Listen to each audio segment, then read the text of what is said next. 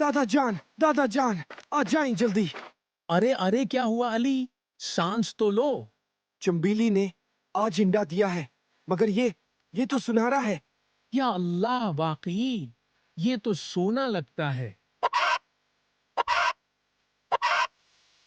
रात के वक्त रहमत चाचा अंडा कपड़े में लपेटकर संदूक में रखते हैं।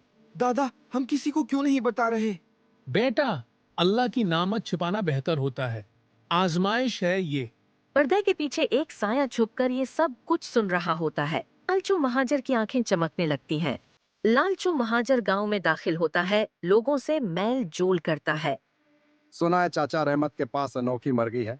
आहा हा हा हा हा। वो रहमत चाचा के घर आता है, एक थैली में सोने के सिक्के साथ लेकर। रहमत भाई, मुर्गी बेच दो, ये थैली लो।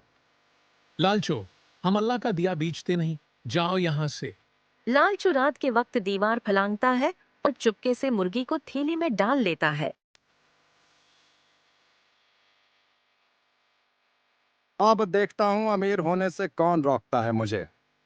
लालचू मुर्गी को पिंजरे में बंद करता है। अब तो हर रोज सोना आएगा। 2 दिन गुजर जाते हैं, पर न तो अंडा मिलता है और न मुर्गी की आवाज। क्यों नहीं दे रही हो अंडा? बोलो। तंबीली चीखकर चोंच मारती है। लालचू की नाक से खून बहने लगता है। मुर्गी खिड़की से उड़कर निकल जाती है। देखा, जो लालच करता है वही खाली हाथ रहता है।